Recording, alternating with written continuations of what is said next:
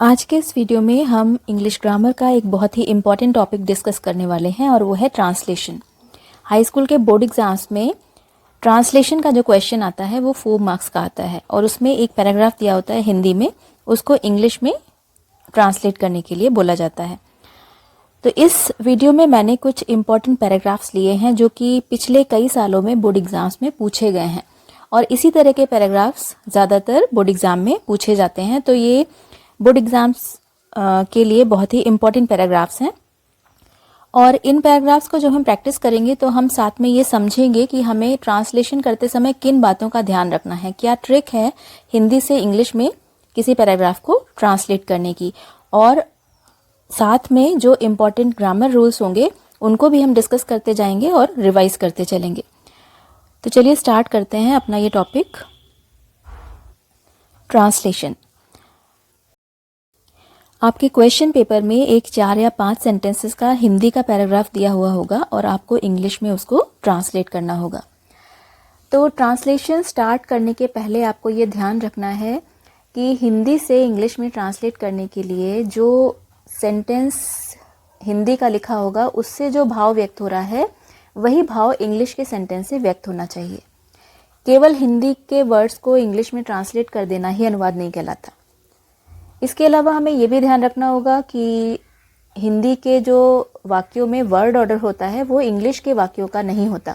English के वाक्यों में वर्ड ऑर्डर चेंज होता है। इंग्लिश में अगर असर्टिव सेंटेंसेस होते हैं, साधारण वाक्य जो होते हैं, उसमें सबसे पहले वाक्य में सब्जेक्ट आता है, फिर वर्ब आती है और फिर ऑब्जेक्ट और फिर अदर वर्ड्स।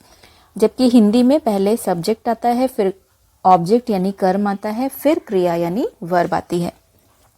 तो इसके लिए जब हम ट्रांसलेशन करेंगे, जब हमारे सामने कोई पैसेज होगा तो सबसे पहले हमें सेंटेंस का सब्जेक्ट यानी कर्ता और वर्ब यानी क्रिया ढूंढ लेनी चाहिए।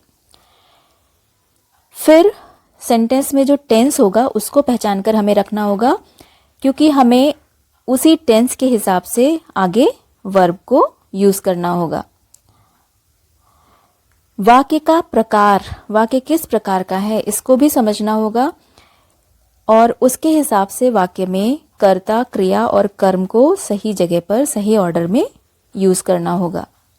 वाक्य का प्रकार मीन्स वाक्य एफर्मेटिव है, नेगेटिव है, इंटेरोगेटिव है, इंपेरेटिव है, ऑप्टेटिव है या एक्सक्लेमेटरी है, क्योंकि हर प्रकार के सेंटेंसेस का सेंटेंस स्ट्रक्चर अलग होता है, उसमें वर्ड ऑर्डर थोड़ा सा चेंज हो जाता है। अगर सेंटेंस असर्टिव है, असर्टिव मीन्स अफर्मेटिव या नेगेटिव, तो सबसे पहले सब्जेक्ट आता है, फिर वर्ब, अगर नेगेटिव है तो वर्ब के पहले हेल्पिंग वर्ब और नॉट लग जाता है, फिर ऑब्जेक्ट और उसके बाद अन्य शब्द आते हैं। सेंटेंस अगर प्रश्नवाचक है यानी इंटेरोगेटिव है तो उसको इंग्लिश में ट्रांसलेट करते समय सबसे पहले हमें प्रश्नसूचक शब्द देखना है। अगर वो है सेंटेंस में तो सबसे पहले उसकी इंग्लिश आएगी, फिर हेल्पिंग वर्ब यानी ऑक्सिलियरी वर्ब, उसके बाद सब्जेक्ट, फिर वर्ब, उसके बाद ऑब्जेक्ट और उसके बाद बाकी जो शब्द होंगे वो लगाए जाएंगे। अगर सेंटेंस इंपेरेटिव है तो उसका सकारात्मक वाक्य जो है वो मेन वर्ब से, मुख्य क्रिया से आरंभ होता है, और इंपेरेटिव सेंटेंस का जो नेगेटिव सेंटेंस होता है, नकारात्मक वाक्य जो होता है, वो डू नॉट यानी डोंट से शुरू होता है। इसके अलावा अनुवाद करते समय आपके पास शब्द ज्ञान पर्याप्त होना चाहिए, आपकी वोकैबुलरी अच्छी होनी चाहिए और स्पेलिंग्स का भी आपको सही ज्ञान होना चाहिए, तभी आपको ट्रांसलेशन में मार्क्स अच्छे मिल पाएंगे। और इंग्लिश ग्रामर के जो और रूल्स हैं जो आपने पिछली क्लासेस में पढ़े हैं, जैसे टेंसेस वगैरह के जो रूल्स हैं, उनका भी ज्ञान आपको होना चाहिए। तो अब हम देखते हैं कुछ इंपॉर्टेंट पैसेजेस, उनकी हेल्प से हम प्रैक्टिस करते हैं ट्रांसलेशन की, और ये वो पैसेजेस हैं जो लास्ट कई ईयर्स में बोर्ड एग्जाम्स में पूछे गए हैं और बोर्ड एग्जाम्स को देखते हुए ये बहुत ही इंपॉर्टेंट पैसेजेस हैं। एक्सरसाइज नंबर 1, यहाँ पर एक पैराग्राफ लिखा हुआ है, उसका पहला सेंटेंस हम देखते हैं। ये लिखा है कि लाल बहादुर शास्त्री भारत के महान पुरुषों में से एक थे। तो इस सेंटेंस में सबसे पहले हमें ये देखना है कि इसमें सब्जेक्ट क्या है, किसके बारे में बात हो रही है। तो यहाँ पर बात हो रही है लाल बहादुर शास्त्री के बारे में, तो ये हमारा सब्जेक्ट है। इसके बाद हमें देखना है कि सेंटेंस में टेंस कौन सा है। तो यहाँ पर लिखा हुआ है थे, यानी कि पास्ट टेंस है। अब हम ये देखेंगे कि क्या ये पास्ट इंडेफिनिट टेंस तो नहीं है। तो अगर सेंटेंस में कोई एक्शन नहीं हो रहा होगा, कोई काम नहीं हो रहा होगा, तो वो पास्ट इंडेफिनिट टेंस नहीं होगा। यहाँ पर लिखा है लाल बहादुर शास्त्री भारत के महान पुरुषों में से एक थे। तो इस सेंटेंस में कोई भी एक्शन नहीं दिखाया जा रहा, केवल लाल बहादुर शास्त्री के बारे में इंफॉर्मेशन दी जा रही है। तो यहाँ पर वर्ब टू बी की पास्ट फॉर्म यानी वॉज या वर में से जो भी सब्जेक्ट के अकॉर्डिंग सुटेबल होगा वो लगाया जाएगा। इसी तरह हम सारे सेंटेंसेस में पहले सब्जेक्ट और वर्ब और उसका टेंस पहचान लेंगे, फिर हम ट्रांसलेशन स्टार्ट करेंगे। पहला सेंटेंस जो होगा उसका ट्रांसलेशन बनेगा। सबसे पहले सब्जेक्ट की इंग्लिश आ जाएगी लाल बहादुर शास्त्री, फिर वर्ब टू बी की पास्ट फॉर्म आ जाएगी, सब्जेक्ट के अकॉर्डिंग लगेगा वॉज, फिर कॉम्प्लीमेंट आएगा, सब्जेक्ट के बारे में जो इन्फॉर्मेशन दी जा रही है भारत के महान पुरुषों में से एक, इसकी इंग्लिश आ जाएगी one of the great man of India. तो ये सेंटेंस बनेगा Lal Bahadur Shastri was one of the great man of India. Next sentence है वे सही अर्थों में एक सच्चे देशभक्त थे। यहाँ पर वे देखने में प्लूरल लग रहा है, लेकिन ये जो प्रोनाउन है ये लाल बहादुर शास्त्री के लिए यूज़ किया गया है, तो इसकी इंग्लिश यहाँ पर आएगी ही। ये सब्जेक्ट है तो पहले इसकी इंग्लिश आ जाएगी, फिर वर्ब टू बी की पास्ट फॉर्म आ जाएगी, क्योंकि इस सेंटेंस में भी कोई एक्शन कोई काम नहीं हो रहा, तो ही वॉज। अब कॉम्प्लीमेंट आएगा, उनके बारे में जो इन्फॉर्मेशन दी जा रही है कि वो क्या थे, एक सच्चे देशभक्त, इसकी इंग्लिश आ जाएगी अ ट्रू पेट्रियट। देशभक्त को इंग्लिश में बोलते हैं पेट्रियट। सही अर्थों में इन द राइट सेंस या इन द रियल सेंस, तो ये सेंटेंस बनेगा he was a true patriot in the right sense. Next sentence है वे सादा जीवन उच्च विचार में विश्वास रखते थे। यहाँ पर देखिए थे के साथ ते भी लगा हुआ है, रखते थे। ता था ती थी ते थे वाले जो सेंटेंस होते हैं, जिन हिंदी वाक्यों के अंत में ता था ती थी ते थे आता है, वो पास्ट इंडेफिनिट टेंस के होते हैं। तो यहाँ पर हमें पास्ट इंडेफिनिट टेंस का रूल अप्लाई करना है, और पास्ट इंडेफिनिट टेंस का ये अफर्मेटिव सेंटेंस है, तो इसमें वर्ब की सेकेंड फॉर्म लगाई जाएगी। वर्ब है यहाँ पर विश्वास रखना, और विश्वास रखने को इंग्लिश में बोलते हैं बिलीव। बिलीव की सेकेंड फॉर्म लग जाएगी बिलीव्ड, और उसके बाद ऑब्जेक्ट और बाकी अदर वर्ड्स आ जाएंगे। किस में विश्वास रखते थे? In simple living and high thinking. सादा जीवन उच्च विचार को इंग्लिश में बोलते हैं simple living and high thinking. तो ये सेंटेंस बनेगा ही believed in simple living and high thinking. और लास्ट सेंटेंस भी बहुत सिंपल सा है, वे शांति प्रिय थे।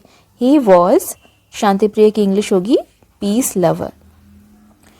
इस तरह अगर आप सब्जेक्ट, वर्ब, टेंस ये सब पहचान करके सही ऑर्डर में, सही वर्ड ऑर्डर और सही सेंटेंस स्ट्रक्चर बना करके ट्रांसलेशन करेंगे तो आपको फुल मार्क्स मिलेंगे।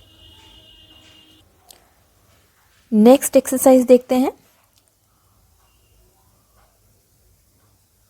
ईश्वर चंद्र विद्यासागर एक योग्य अध्यापक थे। ये भी बहुत सिंपल सेंटेंस है, जैसे अभी आपने पहले किया था। इसमें जो सब्जेक्ट है जिनके बारे में बात हो रही है वो है ईश्वर चंद्र विद्यासागर, उसकी इंग्लिश हमने लिख दी ईश्वर चंद्र विद्यासागर।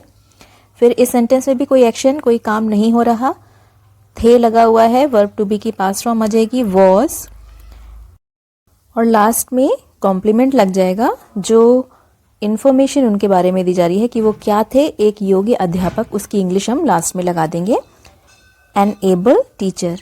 योगी की इंग्लिश होती है एबल, और एबल के पहले एक के लिए एन लगेगा ना कि ए, क्योंकि ये वॉवेल साउंड से स्टार्ट हो रहा है। तो ये सेंटेंस बनेगा Ishwar Chandra Vidyasagar was an able teacher. Next sentence है कई विद्यार्थी उनके पास पढ़ने आते थे। यहाँ पर सब्जेक्ट है कई विद्यार्थी, जिसके बारे में बात की जा रही है। तो कई विद्यार्थी की इंग्लिश हम लिखेंगे मैनी स्टूडेंट्स। सेंटेंस में यहाँ पर लास्ट में ते थे लगा है, यानी कि पास्ट इंडेफिनिट टेंस है, उसका रूल अप्लाई किया जाएगा। लेकिन इसमें एक ऐसी घटना है जो कि अक्सर हुआ करती थी, पास्ट में, अतीत में अक्सर ऐसी घटना हुआ करती थी, यानी कई विद्यार्थी उनके पास पढ़ने आया करते थे। तो जब इस तरह की घटना का कोई वर्णन होता है पास्ट टेंस में जो अक्सर हुआ करती हो, तो उसके लिए हम यूज्ड टू को प्रयोग करते हैं। तो यहाँ पर सेंटेंस बनेगा many students used to come, फिर ऑब्जेक्ट आएगा, क्या या किसको के आंसर में हमें ऑब्जेक्ट मिलता है, किसके पास आते थे, उनके पास, तो यहाँ आ जाएगा टू हिम, और फिर ऑब्जेक्टिव कॉम्प्लीमेंट, उस ऑब्जेक्ट का कॉम्प्लीमेंट आ जाएगा, किस लिए आते थे, टू स्टडी, पढ़ने के लिए। ये सेंटेंस बनेगा many students used to come to him to study. Next sentence है एक वृद्ध पुरुष भी उनके पास पढ़ने आया। किसके बारे में बात हो रही है, एक वृद्ध पुरुष, ये सब्जेक्ट है, एन ओल्ड मैन, भी के लिए हम लगा देंगे टू, आया, यहाँ पर या में आ की मात्रा लगी है यानी ये भी पास्ट इंडेफिनिट टेंस है, तो आने की इंग्लिश होती है कम, उसकी सेकेंड फॉर्म लगा देंगे केम, किसके पास आया, उनके पास, ऑब्जेक्ट आ जाएगा टू हिम, किस लिए, पढ़ने के लिए, for study, an old man to came to him for study. Next sentence है विद्यासागर ने उन्हें पढ़ाने का वचन दिया, किंतु बूढ़े को व्याकरण कठिन लगती थी। ये एक कंपाउंड सेंटेंस है जिसमें दो सेंटेंसेस को, दो क्लॉजेस को एक कंजंक्शन लगा करके जोड़ा गया है। तो पहले हम पहले वाले सेंटेंस को ट्रांसलेट करते हैं, इसको देखते हैं। इसमें विद्यासागर सब्जेक्ट है, हमने लिख दिया विद्यासागर, फिर वचन दिया, पास्ट इंडेफिनिट टेंस है, वचन देने की इंग्लिश होती है प्रॉमिस, उसका सेकेंड फॉर्म लगा देंगे प्रॉमिस्ड, क्या वचन दिया, उन्हें पढ़ाने का, to teach him, Vidyasagar promised to teach him. किंतु बूढ़े को व्याकरण कठिन लगती थी, किंतु के लिए लग जाएगा बट, सब्जेक्ट है बूढ़ा यानी द ओल्ड मैन, व्याकरण कठिन लगती थी के लिए फाइंड की सेकेंड फॉर्म आ जाएगी फाउंड, व्याकरण की इंग्लिश आ जाएगी ग्रामर, कठिन की इंग्लिश आ जाएगी difficult, but the old man found grammar difficult. Next sentence है विद्यासागर ने विद्यार्थियों की सुविधा के लिए व्याकरण की एक पुस्तक लिखी। यहाँ पर सब्जेक्ट आ जाएगा विद्यासागर, फिर वर्ब आएगी लिखी, लिखी में बड़ी की मात्रा लगी है यानी पास्ट इंडेफिनिट टेंस है, तो लिखने की इंग्लिश होती है राइट, इसकी सेकेंड फॉर्म आ जाएगी रोट, फिर ऑब्जेक्ट आएगा क्या लिखा, व्याकरण की एक पुस्तक, अ बुक ऑफ ग्रामर, किस लिए लिखी, विद्यार्थियों की सुविधा के लिए, सुविधा की इंग्लिश होती है convenience, for the convenience of students, Vidyasagar wrote a book of grammar for the convenience of students. In passages में जो इम्पॉर्टेंट वर्ड्स हैं आपकी वोकैबुलरी इन्हेंस करने के लिए उनको मैंने हाईलाइट किया हुआ है। इसके अलावा भी अगर आपको कोई वर्ड डिफ़िकल्ट लगता हो या जिसकी इंग्लिश आपको पहले ना पता हो, वीडियो पॉज करके आप उन वर्ड्स की इंग्लिश कहीं नोट डाउन कर लीजिए, उनको लर्न कर लीजिए, क्योंकि जितनी अच्छी आपकी वोकैबुलरी होगी उतने ही आसानी से, उतने ही अच्छे से आप ट्रांसलेशन कर पाएंगे। नेक्स्ट पैराग्राफ को ट्रांसलेट करते हैं। भारत के लोग सरदार पटेल को भारत के लौह पुरुष के रूप में जानते हैं।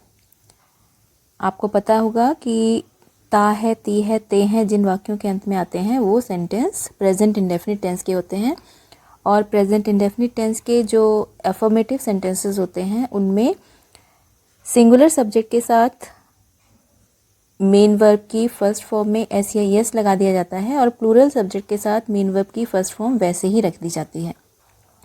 तो यहाँ पर सब्जेक्ट है भारत के लोग, पीपल ऑफ इंडिया। ये सब्जेक्ट जो है भारत के लोग, ये प्लूरल है, तो इसके साथ में हम वर्ब की फर्स्ट फॉर्म वैसे ही रख देंगे। वर्ब है जानना, जानने की इंग्लिश होती है नो, तो यहाँ पर हम लिख देंगे नो।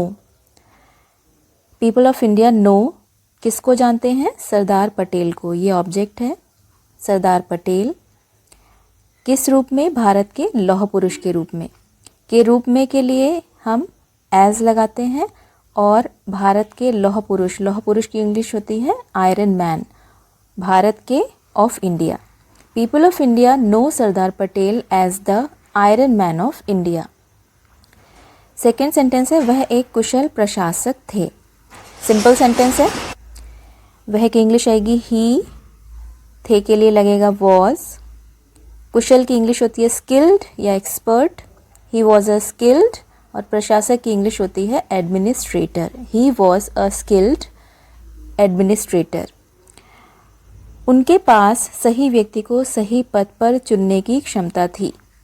पास होने के लिए हैज़, हैव या हैड का प्रयोग करते हैं। प्रेजेंट टेंस होगा तो हैज़ या हैव का प्रयोग होगा, और अगर पास्ट टेंस होगा तो हैड यूज़ करेंगे।